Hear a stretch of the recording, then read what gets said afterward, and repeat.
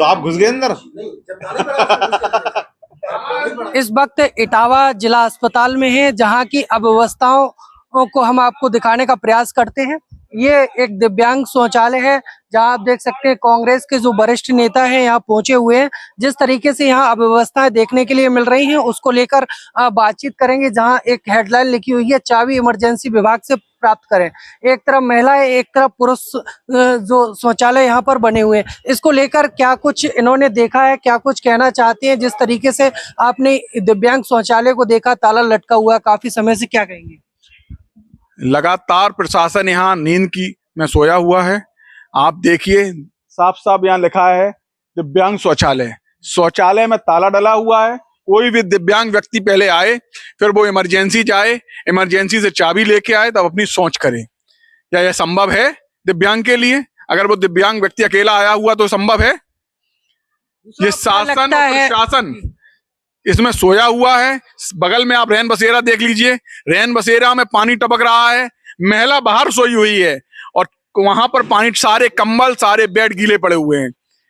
मुख्य चिकित्सा अधिकारी अपने चेंबर में एसी में बैठकर वहां मीटिंगें ले रहे हैं, यहाँ मरीजों पर ध्यान नहीं दे रहे हैं। तो ये देखिए, ये झाड़ी झंकार ये साफ साबित कर रहा है कि यहाँ वर्षों से इस ताले को खोला नहीं गया है। ये साबित कर रहा है अकर्मण्यता इनकी और कर्तव्यहीनता। देखिए, जब ये दिव्यांगों के साथ ये स्थितियां हैं तो और लोगों के साथ क्या होता होगा यहाँ पे।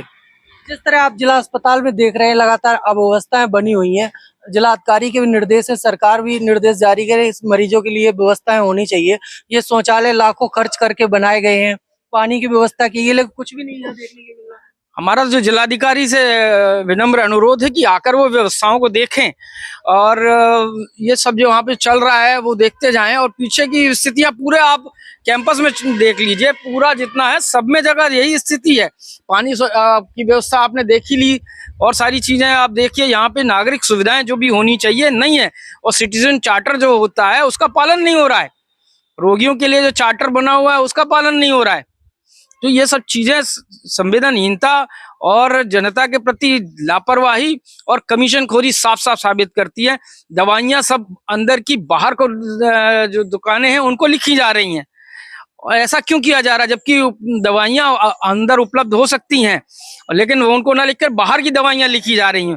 और जिस तरीके से अस्पताल के डॉक्टर्स अकर्मण्य हैं, जिस तरीके की संवेदनहीनता है उनके अंदर, मरीज खड़े रहते हैं, वो लोग अपनी बातें करते रहते हैं, हंसी ठिठोली होती रहती है।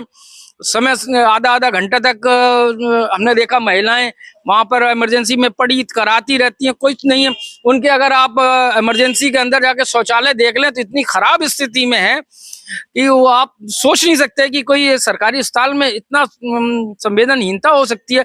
शौचालय इमरजेंसी के ठीक नहीं है। जिस तरीके से आप देख रहे हैं, रैन बसेरा महिला के लिए बना है। महिलाएं आई हुई हैं तो बाहर लेटी हैं, अंदर बेड भी पड़े हुए हैं। बेड में पानी टपक रहा है, बेड पूरे गीले हैं।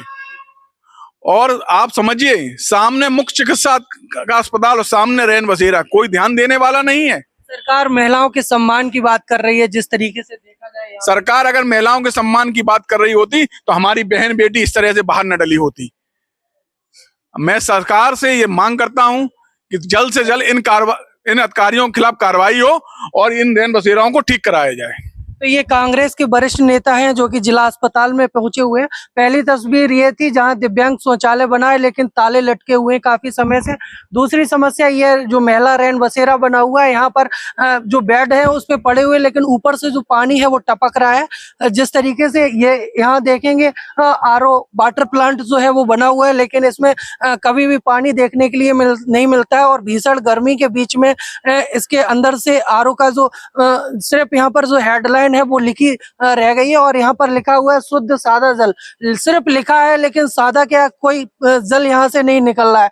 तो ऐसी मरीजों को जो समस्याएं हैं वो यहाँ पर देखने के लिए मिल रही है। जिला अस्पताल है डॉक्टर भीमराव अंबेडकर जिला चिकित्सालय इटावा का, जहाँ पर जो रैन बसेरा सहित और जो विकलांग शौचालय है, ये सारी समस्याएं लाखों खर्च करने के बाद भी अगर इस तरीके से सिर्फ सफेद हाथी की तरह बने हुए ये खड़े हुए हैं, कहीं ना कहीं जिला प्रशासन पर सवाल खड़ा करता है।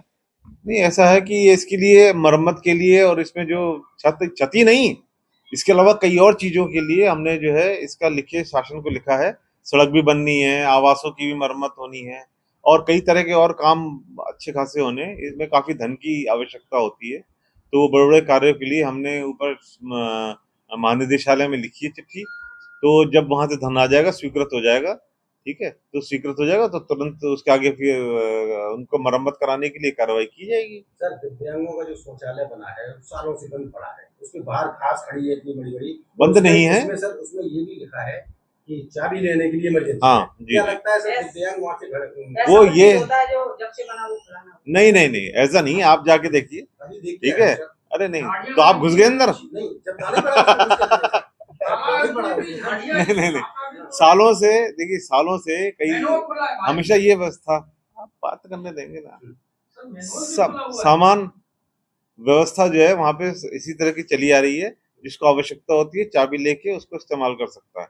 बीच में जो है एक हमारे द्वारा एक अभिनव इसको लगातार खोले रखने का प्रयास किया गया था, तो उसमें असामाजिक तत्वों द्वारा जो है बहुत वहां पे तोड़फोड़, मरम्मत और मतलब जो गंदगी फैला दी गई भयंकर, कि दिव्यांग तो छोड़िए कोई दूसरा भी उसको इस्तेमाल ना कर पाए। तो इसको व्यवस्था, साफ सुथरी व्यवस्था को बनाए रखने के लिए, इस्तेमाल करने के लायक बनाए रखने के लिए उसको जो है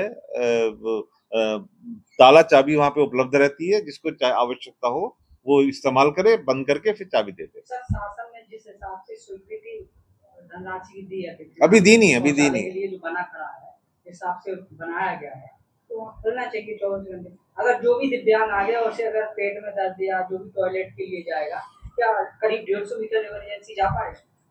नहीं, वो थोड़ा सा साफ सफाई उसकी सुविधा के लिए ही किया गया है, ठीक है ना। और अब से नहीं है, ये करीब विगत बहुत वर्षों से यही व्यवस्था चली आ रही है।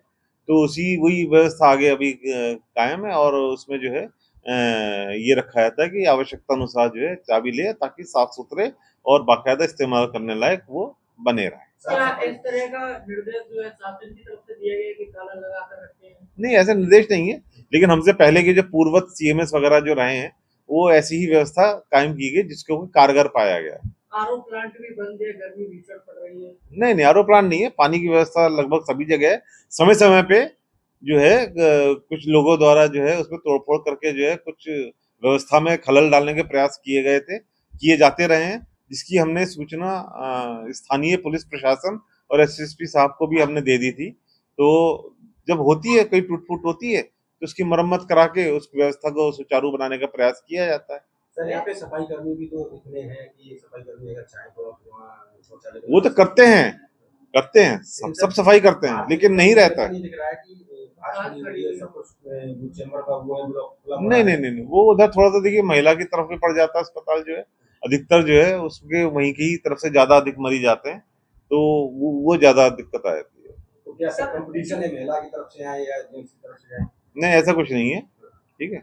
सर, रैन बसेरे के बाहर जो 3 सेट पड़ा है उसमें लाइनों में लिखा है कि यहाँ स्टैंड नहीं है, निषेध है, लेकिन उसके बाद भी सैकड़ों वाहन जो बाइकें खड़ी हैं, अगर कोई पुरुष जैसे ठीक भी है, अगर उसमें कोई भी अगर रैन बसेरे पहुंचना चाहे तो नहीं, साथ तो नहीं पहुंच पाएगा सर। ऐसे में क्या आप कार्रवाई करेंगे? नहीं, जाने तो जा सकता, महिला की तरफ होने की वजह से उनकी तरफ के गार्डों को देखना चाहिए। अधिकतर वहां पे जो उस तरफ जो बाइकें खड़ी होती हैं, महिला जो उनके अपने जो मरीज होते हैं, महिला चिकित्सालय में जब मरीज महिला को दिखाने के लिए आते हैं, वो लोग वहां से ले जाते हैं। डिलीवरी के भी बहुत सारे पेशेंट होते हैं, तो वो अपना वाहन खड़ा कर देते हैं। हालांकि व्यवस्था वहाँ के जो गार्ड है उनको देखना चाहिए, ठीक है ना।